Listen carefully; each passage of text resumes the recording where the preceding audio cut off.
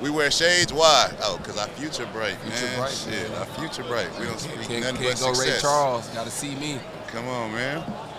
All right.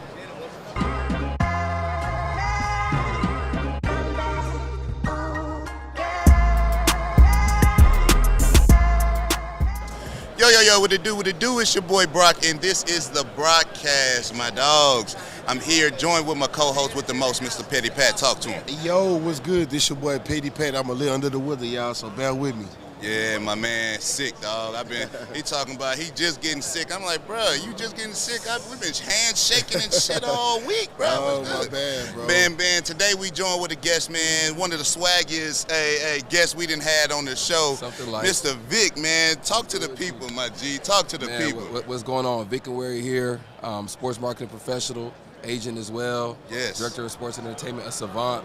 Love working with my guys like Brock, just seeing everything that they build, and so had to come through the building today and really just talk shop with you, man. Yes, sir. And see where things are, man. I know we had some great conversation last night. We was out kind of doing our thing. Facts. On the strip as per se. Yes, sir. And, man, the talks were great. The networking was great. The vibe was great. So we here, man. We have to run it back today. Yes, sir, man. Talk to me about, like, because we had a quick talk last night about just, how I got into this space and how I'm feeling, and and me and the guys, we literally we talk about this all the time, because they build me up, and I consistently put me down, because I feel like I just got to be humble with this game. I don't want to feel like I'm owed anything. I feel like I want to feel like I have to go and get everything I want and I deserve. You know what I'm saying? But from them, they like, bruh. We like, nah, I'm going to tell you straight up, bro. We like, nah, bro, fuck that shit. You're 11 years like bro. You was drafted in the first round in the NFL, bro. First round. How many players, just like you told him, Exactly. bro, this man, they know you from a pea in a pod, bro. What we was talking about last night. Right. He literally came up to you and told you the exact same thing I've been telling you for 50,000 years, bro. It's crazy, man, and that's the reason I got into the game, man. And we just kind of connected, just joined Team Sports Agency. Shout out to the guys. Yeah. The team is big and strong, and kind of coming into this game from former player to former player, being on the younger side of things, that's the thing that I see is, from your age group coming up, which is different from these young cats, the NIL cats, is it was the opposite of empowerment. It was almost like you got to focus so much on your 4 square feet, and ball is everything, to where you feel like, man, if I step out of that space, like, do I have value? Right. And that's the biggest thing we talked about. You've been on the biggest stage and the biggest platform, right? You've played in front of 70,000 people in person, another, 5 to 6 million every weekend, right? These are not normal things. So to come to a space like this, I think it's important to have your voice heard, because in our sport, we have helmets on, right? Right. That was the biggest reason I got into this business when I was done, because I wanted to empower the guys just like me that I had been in the locker room with and played ball with, and said, man, you so much more than an athlete. And it's one thing to say that. Everybody loves to use that cliche statement. Right. But what does that look like in practice? That's sitting here, being on media row, having the Brockcast, right? Facts, what we just talking about, the Brock Club, because we early in the morning, we get into it, and everybody got to hear it 100%. You have that value. So, what is it now? Speaking to the masses again and doing it in a way that's eloquent and doing it in a way where you can really show who you are. Like I told you last night, bro, you have every being in your body, every atom in your body to be doing this and be doing it at a high level. So the respect is there, man. Like, the player that you were, really the player that you are, because I always tell guys, like, when ball is done, who you are continues. It's up to you. Continue to build the brand and continue to develop. And I love everything you've done, man. The team that you have, how organic it is. A lot of guys, really, in my opinion, why you feel the way you do, need a model it after you. The young cats we got coming up now, the rookies that's in pre-draft training, I always point to Brock and say, listen, this is who you want to be like. Successful merch line. Got the media going. The look is crisp, right? It's authentic. Everybody's doing it, but at the same time, to come into the game and do it in a way where you go from point A to point Z quick, and people can see, like, you're not messing around. Right. This ain't phone screen production. I'm sitting right here. We got lights. We got multiple cameras. Bro, let them know, we doing it, right? So at the same time, Brock, man, my guy is the model for this, man. Young athletes, take it from him. First round pick, play for the Rams. Play for Detroit, continuing to build, and now he's playing for Team Brock and doing it so well. So, man, I gotta come and show love to my guy, because he's earned every piece of it. That, big dog. And I appreciate that, I guarantee you, it means a lot coming from somebody on the outside looking in, right? Because we didn't have people come on our podcast, and the first thing they sit down and do is like, oh shit, y'all really set up. Yeah. Like when I was spotted in Houston, we got our own lounge, we got all our own equipment. My boy, we building this from the ground up. It's not like we don't have nobody saying, hey, here go y'all budget, do this, do that. No, this, just like you said, organic. We wanted our show to be organic, and which is why my boy was like, look, bro, it's going to be me and you. We're going to rock out. We build it our team. We get people that's more organic, helping us out. Our producers, bro, like, they don't understand how much they mean to us because I was trying to do everything by myself. I was trying to do social media, clothing brand, help him with his personal life and help him out with shit. You know what I'm saying? Just to talk to him as a friend outside of football, outside of the clothing brand, outside of the podcast, outside of the lounge. Just being him, like friends, like, you know what I'm saying, since we've been since day one. And it was just a lot. And like bringing our team in, bro, they don't understand how much of a, you know what I'm saying, how much of a help that is going from me not having to do this no more. Now I can just sit back and watch them do they, you know what I'm saying? And we can focus on what we got going on. You have the team that's strong and that's around. Like, that's the biggest thing when you get into business, right? I tell guys, man, think about how many hours you done practiced and worked out before you ever played a game in the league. Right? This is what this is. You got to go through those lumps and bruises and work and really put that practice in so that when it's showtime, it look like this. This is 10,000 hours to me. Right. I already know y'all coming correct. I already know y'all did the work. Everything you just told me, I already know, because at the end of the day, when I'm sitting here looking at the product, it's refined, right? It's smooth. It's been worked on. And so that's the biggest thing is I think sometimes guys want instant gratification when they step into the business world or the media world, and they want it now, and they're not willing to take those lumps of, okay, I got to learn. We got to make mistakes. You know what I'm saying? We got to buy the wrong mics and record the whole show and be like, man, this sounds terrible. Right? You know what I mean? We did that, bro. That shit is crazy. You say that, you know what I'm saying? Like, we have to go through we shooting on our iPhone in the beginning. We trying to get people to rock with us, and they kind of liking it, but they ain't showing the love we want them to show. You got to do that so when you get to this point, you can show those people, and I always say, not the people who didn't believe in you, but those who did believe in you, that, like, I went out and did what y'all really put the energy in my back to do, right? The battery you put in his back to do, he's showing you by showing up and being at this. You know how many guys, oh, man, that's not for me. I don't want to do it, but I want to make equity off the field. I want to have economies of meaning off the field. I want to do this, but are you willing to practice? Yeah. You know what I mean? Facts, are you willing to practice? So look, bro, kind of get into telling the people, like, who you are as a person, and what you got going on in your life. Like, what made you get into becoming an entrepreneur? Man, I'm gonna be real 100 with you. First of all, shout out to the H, man. Let's start with that, man. Shout out to the H. Hey, Southwest Houston, Texas, Missouri City, Texas, stand up, man. Come on, man. Shout out to my guys. Mo City, Texas, born and raised. You know, kind of grew up in that ecosystem, and growing up in the H, you already know, like, ball was everything. You know what I'm saying? Played in the Fort Bend district. Kind of got into. I saw from a very early age, like, man, like being a first-generation immigrant. I'm Nigerian, but, you know, deep down, 100%. Okay. I was the first child of my family born in the U.S., so everything for me was new. Right? So football, I built that camaraderie. I seen the guys, and all of a sudden, I love the game so much. Scholarships start coming, things start happening. And I'm really taking myself through the whole process, you know, alone, because I didn't have folks that really understood what it means, you know, to be an athlete and where that could take you. So I realized, okay, cool, at a very young age, man, I had all the SEC, the Mississippi State, the Mizzous, you know, every single one. I chose to go to Cal Berkeley because I realized, look, I love ball. I see what it can do for me. But let me put myself in a position where I can be successful forever. The biggest thing I ask these young guys coming up, right, and why I got in this business, I say, man, do you want to be successful, a successful football player, or do you want to be successful at life? Right. Those are two different things, right? Now, football can be a huge catalyst to put you in a position to go where you want to go. But at the end of the day, like, being successful at life means that we don't stop at 33 when we done playing. Right? It means that we continue to go on. And so for me, man, like, that was my passion point. As a player, I sat in the locker room and I said, man, I see that everything that we're going through, you know, I had an agent on my own, and I was doing a lot of the stuff myself, and I realized, man, I would love to position myself in the market to be able to be a CEO for these guys, to do the stuff that you do. So when I grab a guy and he's impressionable at 22 years old, I say, listen, man, we got to focus on all these 4 pillars: football, family, faith, entrepreneurship, philanthropy, anything that you're focused on, and really building that out from the beginning, because it can't just be I'm playing ball and then when I'm done, oh, man, I want to get into this, I want to get into that. You have a huge platform, right? Let's talk about business. Let's break this down. The hardest thing in starting a new business is what? Getting eyeballs, getting traffic, getting people that want to engage what you got going on. Imagine when I'm starting, whatever it is I'm doing, I got 70,000 people that gotta see me every week on Sunday. Yeah. Right?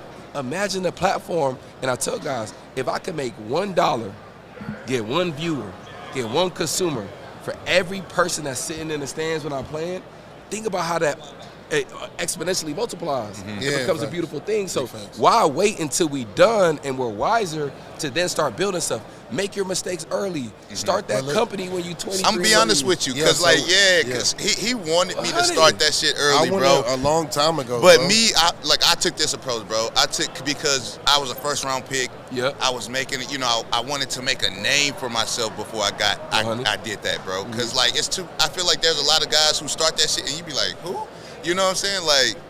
Like who are you? And I felt like during that time it was like that, bro. Because it was like, who are you to be making a podcast, or who are you to be, you know what I'm saying? So I wanted to make that name for myself. I think, like you said, now the generation has changed where it's like, man, put yourself out there so people know you outside of football, so you don't have to feel like football is, all they know about you. Exactly. You know what I'm saying? And I was a sucker to that, bro. Like, I was like, man. It was just that era, man. It was just that era. How do you feel about, since you speaking to the young guys, right?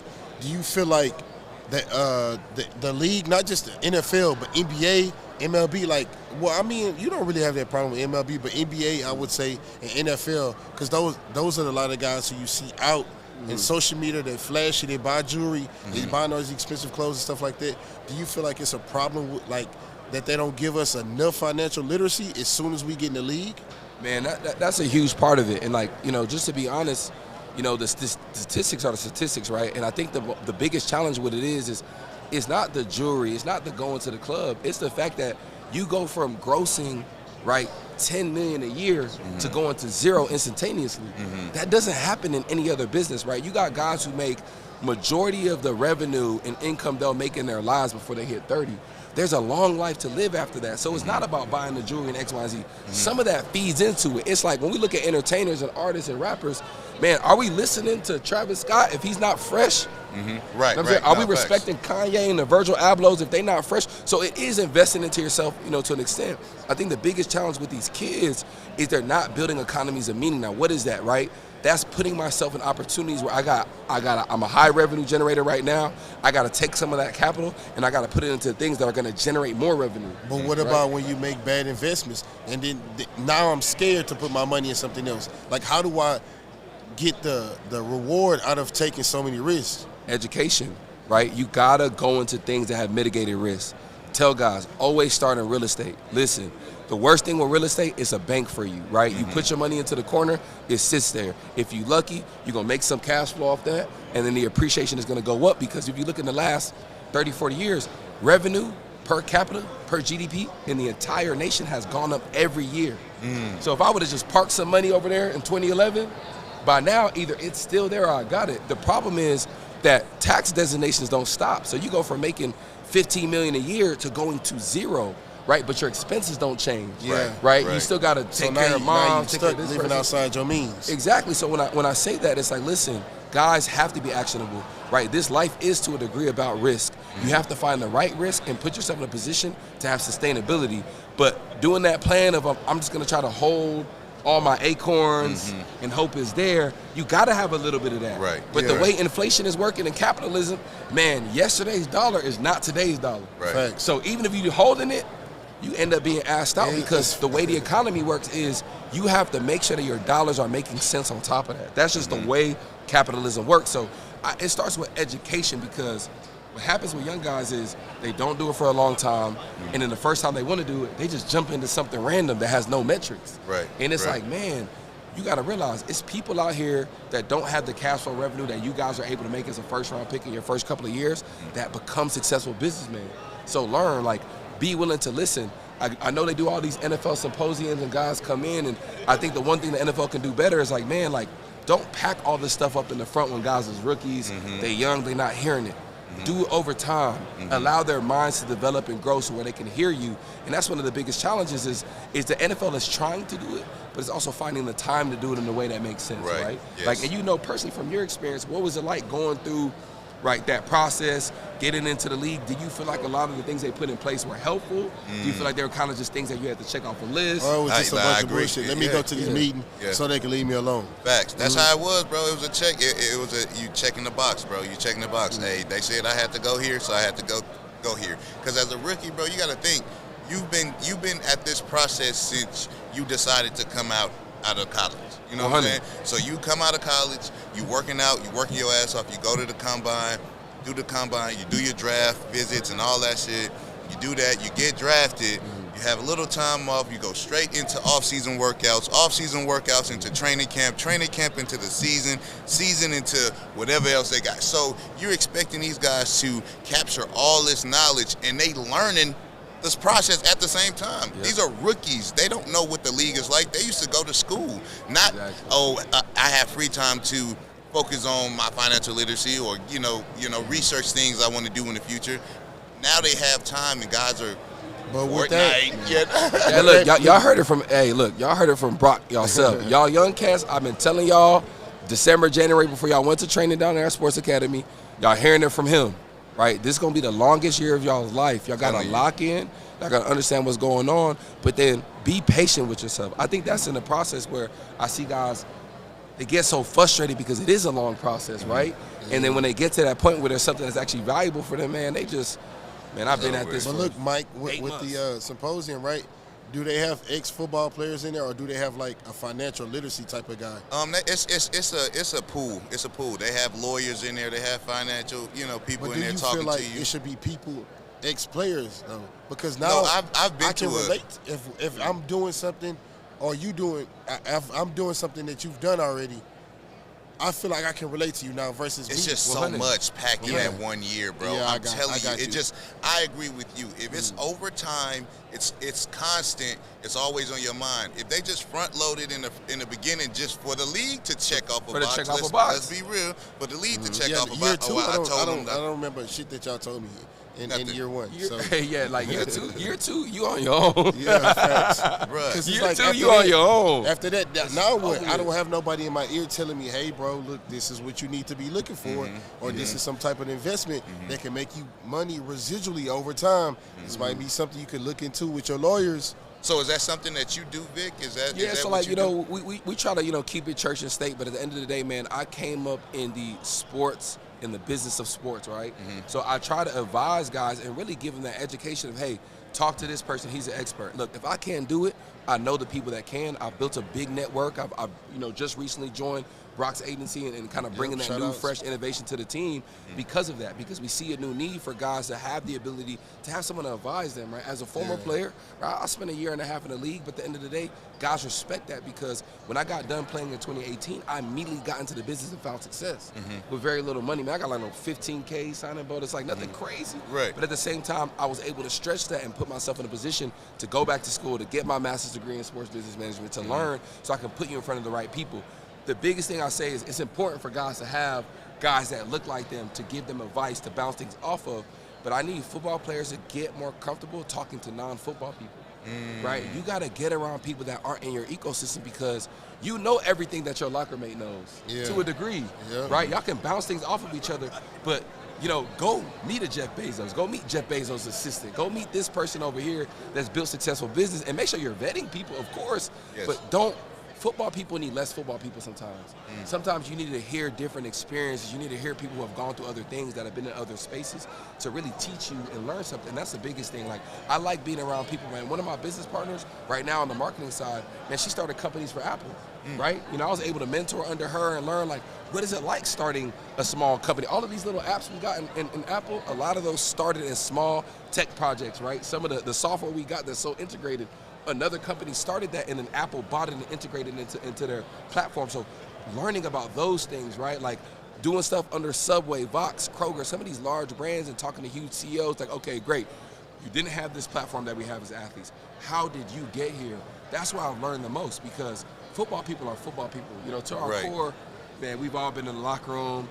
Look, there's archetypes of teammates, right? The funny one, Everybody always got the big dancing bears, one of the D tackles that's always dancing and shit, you know, doing the extras. Yeah. You know what I mean? Can't talk to, don't want to talk to nobody. Yeah, you got the serious kicker who he ain't never gonna go out with you. If he comes out to the team function event, he gonna have water in his cup. We all have that. So regardless of what team you've been on, you find those people and you say, man, you remind me of a cat from the college team, high school team. Facts. That's amazing. And we have that camaraderie and we're going to have that forever. But I implore guys, go outside of your ecosystem and find people that confuse you. Find people that's like, man. You know what's crazy about that, though? It scares people when they get outside of their comfort zone. No, it I does. think that's one of the biggest things, like you said. Get outside of people that's not like you, right? And that's the scary thing, right? Knowing I'm coming into all this money now, right? What I mean, I'm not gonna say because it's not like that no more. Kids coming into the league with money, but even still, you haven't. I got this bankroll, right? I want to invest it in something. Say, I got a homeboy telling me, man, come on, bro. I got this little club I did, blah blah blah. Yeah. And then now your homeboy in your ear, but you're going to the rookie symposium. You got these lawyers, these people you don't know. Exactly. You're like, man, fuck it, I'm finna fuck with my homeboy. Right. Now your homeboy done fucked you off out of 70,000, Exactly. and you like, damn, what do I do now? Like now I want to go to these lawyers and these people that I don't know, and you kind of like, I feel like you'll be kind of stuck in that realm of like spinning your tires. Like, what do I do now? Like, I guess you can kind of give some advice to people. Like, I mean, like you said, get outside of your comfort zone. Exactly. You know, that's the way you grow. But I'm telling you right now, find the people who don't want to fuck with you. Yes, and I know that sounds crazy. When I go to the room and I meet some real big time investors and VCs, some of the people I was out with yesterday, it's like, oh, you do that? Cool. And it's like I almost have to show them my validation as a person for them to say, okay, now I see the value in you. Don't go to those people that want to tug your coat so heavy because most of the time they have an agenda, right? And that's normal. And you got to network. You always, shake hands without money in it, right? And I say that like sometimes the best opportunities I built in my life and the best value I've gotten is from a hand I shook that had no money attached, right? Okay. Someone who doesn't need you because you want to put yourself around successful people. I'll say this, if I'm out of shape and I go to the gym and there's a lot of people that are in shape, they're not going to look twice at me and be like, come work out with me. Right. I'm going to have to show up 5, 6, 7, 8, 9, 10 times before one of them say, hey, I've seen you here consistently. Let's have a conversation now. Yeah. Go where you're ignored. Like, it's a crazy concept, but if you get into a room where people really have motion, they're not concerned about what you got going on. Oh, you was a first round pick? Cool, man. You know what I'm saying? Like, we own diamond mines in South Africa. Right. Like, Come on, man. You know what I'm saying? Like, real, dog. Yeah, I hate to say it, but get your money up.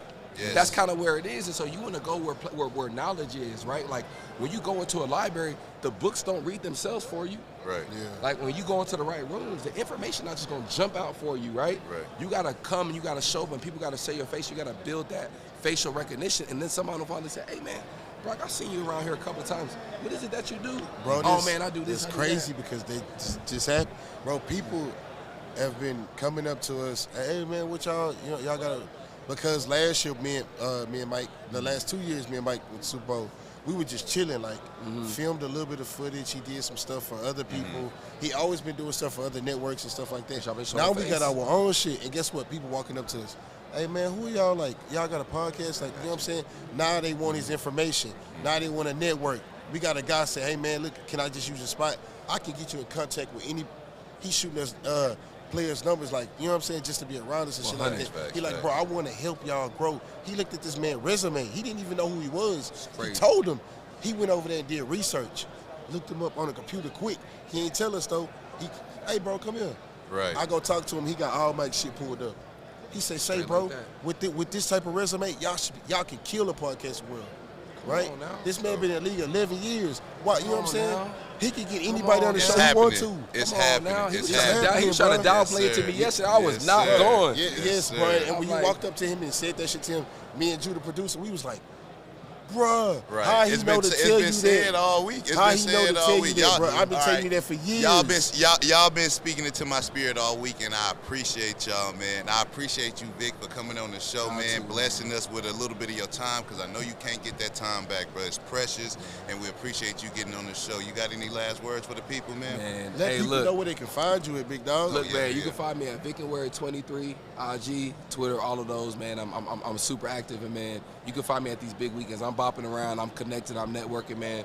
Reach out to me, anything you need. Brock, you know it's love always. Yes, sir. Had to come show love to my guys. Yes, and look, sir. man, Yes, I'll leave y'all one Appreciate last that. thing, man. Like, walk with integrity, man. Live your life with transparency.